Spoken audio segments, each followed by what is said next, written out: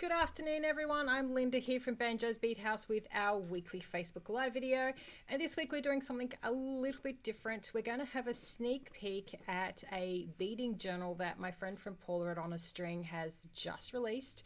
I'm going to drop details of her blog that she's written about it and the link to where you can purchase this. So I just wanted to give you guys a little sneak peek of something new. Really good way to end off Seed Bead September with something that's designed to help you keep tabs of projects, designs, and all of your seed beads. So great if you're just starting out, or if you're just starting to reorganize.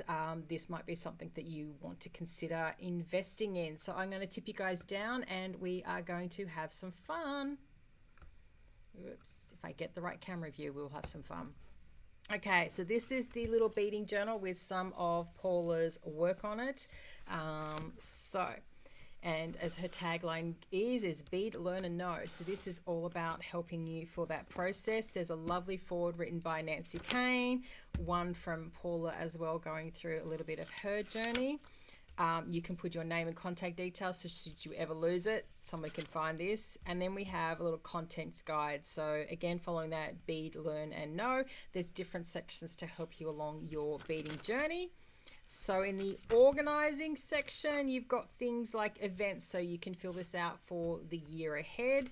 You've got things like recording designers you love, so keeping records of their details, so things like could be their address, their email address, their social media pages. So there's a few pages on that. You've also got details for your favorite beading shop, so great way to keeping that all recorded. And then the really cool one is when you start doing your beading stash. So this is a great one where you can record your type, the size, the color, and the volume you've got. So great way when you're going out shopping to make sure you don't duplicate your beads, which I know a few of us do. From there, because there's a few of those, then there's also the ways of recording tutorials. So whether you've got a hard copy or a digital copy, so classes you've taken or patterns you've required, great way of keeping tabs on all of those as well. This month I need to buy, so you know, if you are working ahead for different projects, a great way of planning that. Social media sites you like, so some great ways of keeping tabs on all of that. And then we go into your learning, so that's obviously where we're focusing on skill building. So it's a great way of recording what you've been working on, so there's a lot of pages dedicated to that. We'll just skip past those. To I want to learn, so a great way if you have been on things like Seed Beads and More, or the beading Beaders Guild, website, and you've seen different techniques being presented. Great way of recording those, and then I guess going and finding patterns and tutorials. So, but a great way of keeping that all in one space. Also, workshop notes. So if you are taking classes, great way of keeping some notes. So you've got your details of your tutor, the date, and the name. So some great ways of recording notes. One of these, which I think I could fill up really quickly, is your unfinished objects or UFO projects. So great way of recording the name, when you started it, and then very optimistically when you finished it. So as Paula's put it, focus and finish. So there's lots of room for UFOs. And then we get some really cool spots for you guys to design. So you've got some little graph paper up here, or you've got lots of room where you can start sketching out designs that are in your head. I now have a blank notebook and colored pens that are erasable in my backpack that goes with me everywhere for exactly this, so I can sketch stuff out. So I think my VSV challenge piece, which I get to reveal to you guys in mid-November, or when we're at the expo, I think I had about 9 different designs all sketched out, but that's where erasable ink is really good, because you can undo a line, change your colors, have a bit of fun with it. So there's lots of sketches. Then there's also graph paper. So this is a really great way of helping you out. So I'm just going to, the light's not helping me there. If I turn that off. So you can just see the lines here. So this is going to help you with peyote.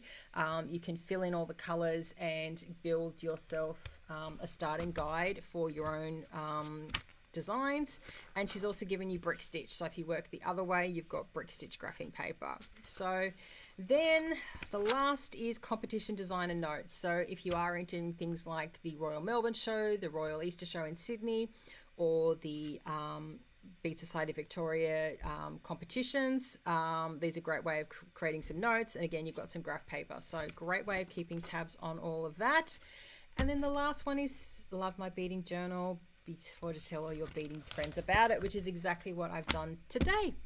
So that is a little sneak peek and a walkthrough, I guess, of Paula's new journal that she's just released. I think it's a really great way to, particularly if you're starting out, or again reorganizing everything and are trying to figure out what you've got where, it's a great way of keeping notes and keeping tabs on everything. So highly recommend you take a look.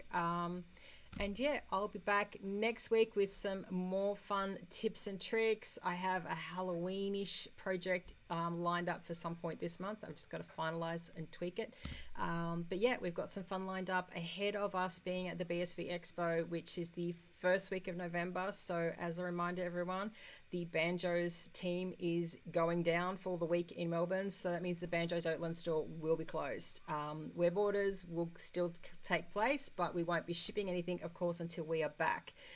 So just a heads up, if you do need something out before in early November, order it in October so we can have it out to you at the end of the month before we're away for that first week.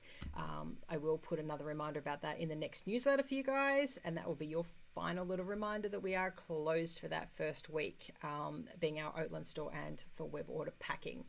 You can still submit them as much as you like. We'll just have a week's delay in packing them for you.